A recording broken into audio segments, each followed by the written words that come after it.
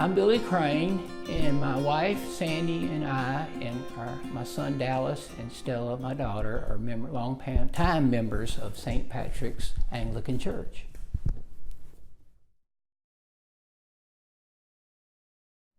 I grew up in Nashville going to St. George's Episcopal Church, and my mom was the rector secretary there.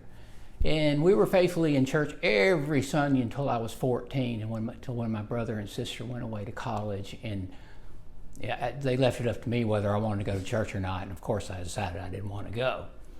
And I didn't come back to church until 1988. It's been 20-something years.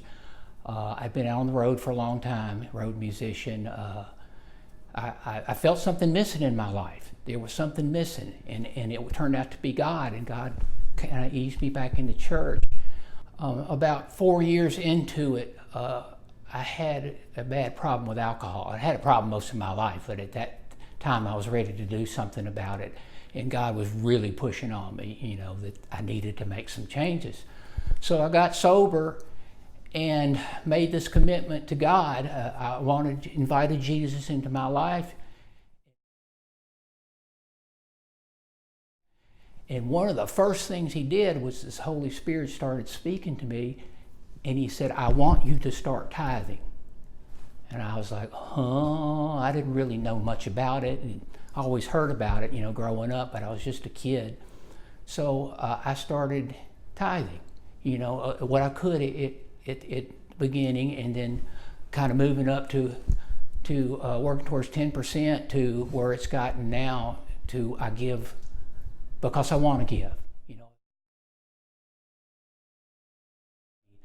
And it was life-changing for me because it was really hard to let go of the money. You know, all of this stuff is God's. This body, my wife, my children, the church, my home, the cars. You know, I say they're not mine, they're God's.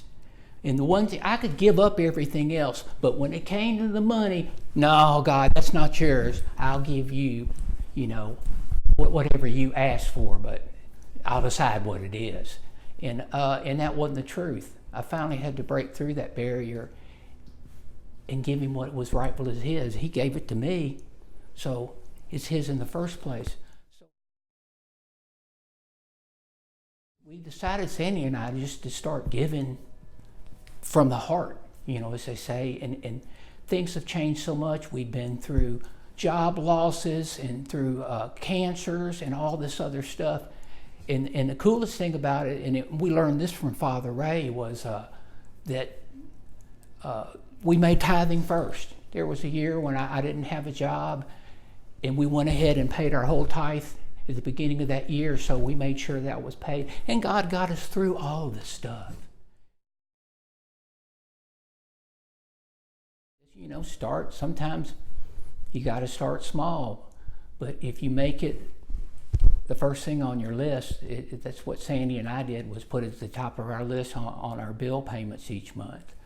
And you don't have to jump right out there and, you know, what people suggest. Just try doing it. So look at where your priorities are, to think about that, what your priorities, what kind of legacy do you want to leave behind? You know, what do you want to teach your children?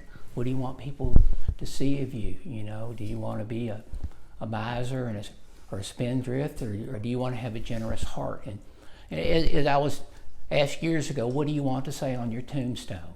You know, in between the date you were born and you die, and that little dash. And I would like to have a generous heart on there.